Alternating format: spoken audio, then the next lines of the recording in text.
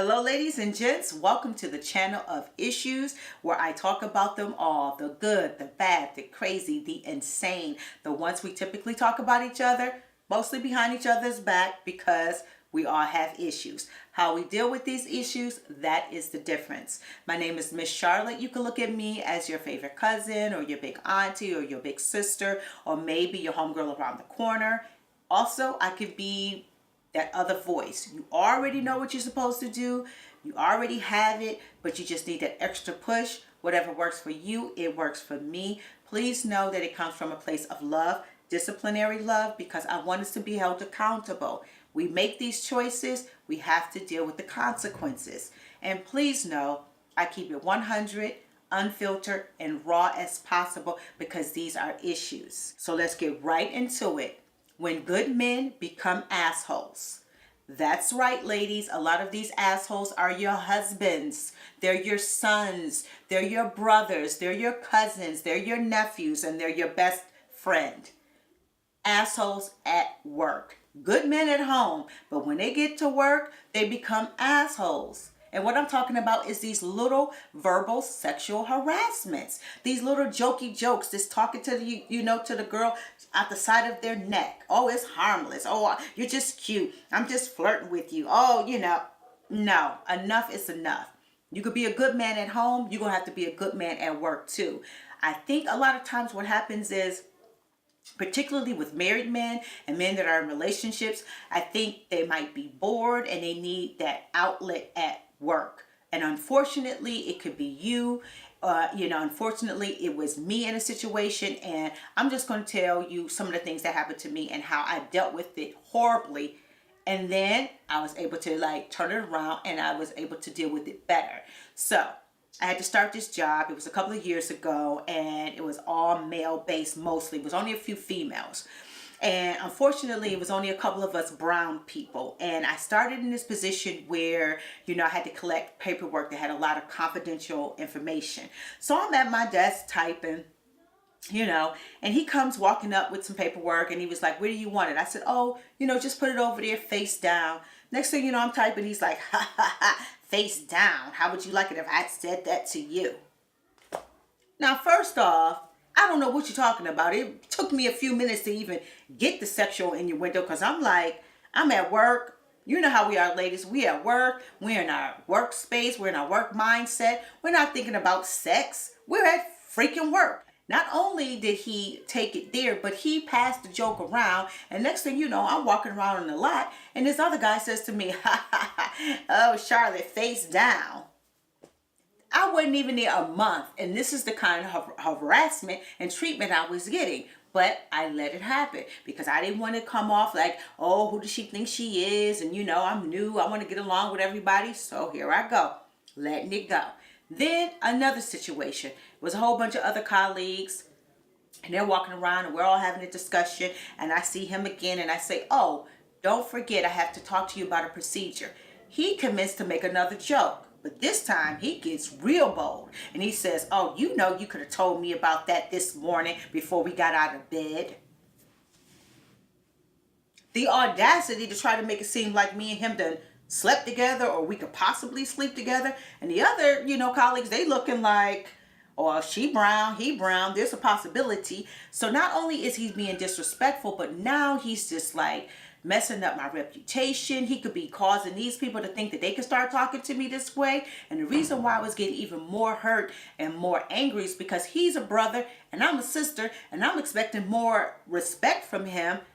But here I am getting more disrespect. And because we're both brown, he feels like, oh, he could just talk to me like that I'm so cool, and that's another thing, ladies. When they try that, "Oh, you cool, I could talk to you about anything," or "You so cool," guess what? Don't be that damn cool no more, because they use that as an excuse to do this side talk, to do this sexual harassment. And I know a lot of you like, "Oh, he just liked you. Oh, he just being funny. Oh, you cute." No.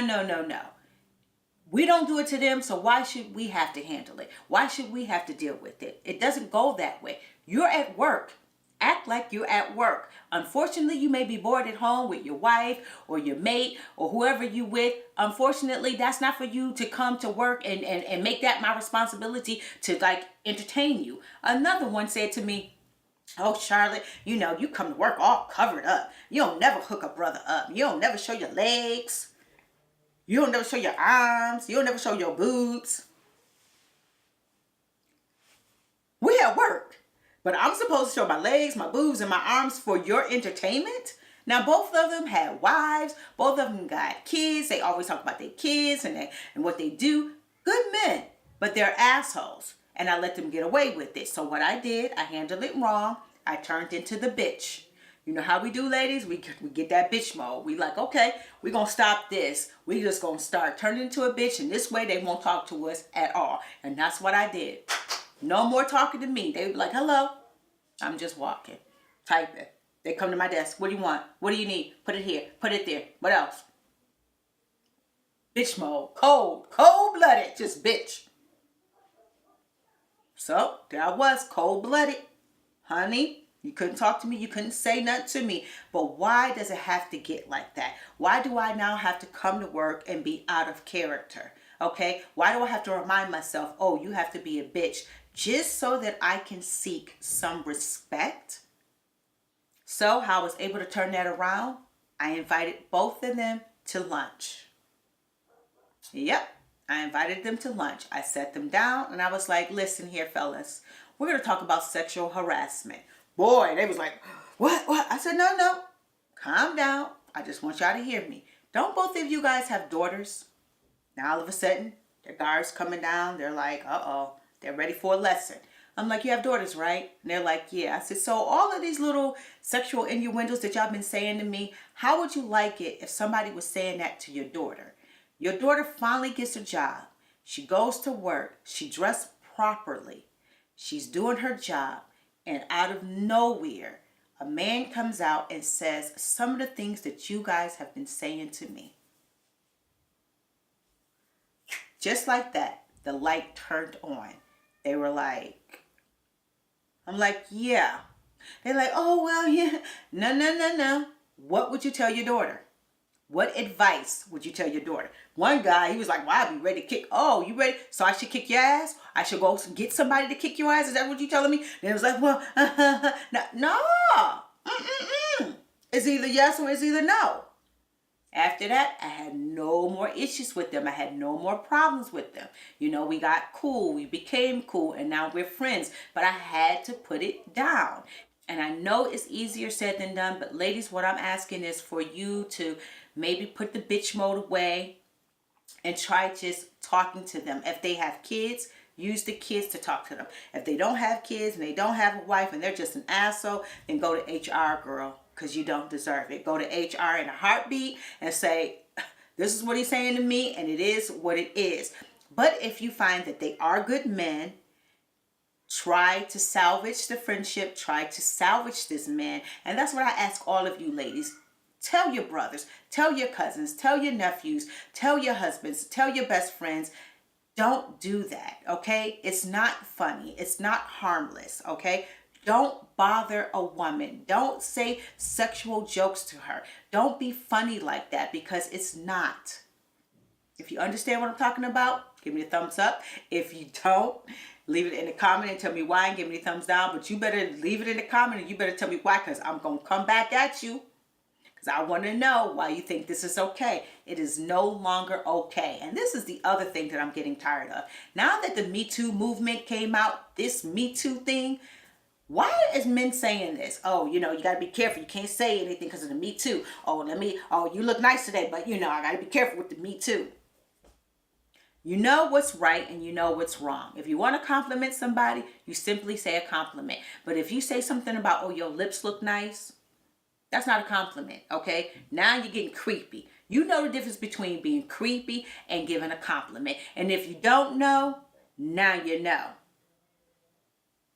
Anyway, if you know what I'm talking about, give me the thumbs up. And if you don't agree with what I'm saying, give me the thumbs down, but leave in a comment and let me know why so we can talk about it, all right? Don't forget, subscribe to my channel and follow me on Instagram and Twitter and Facebook at Miss Burley to you. And until the next issue, talk to you later.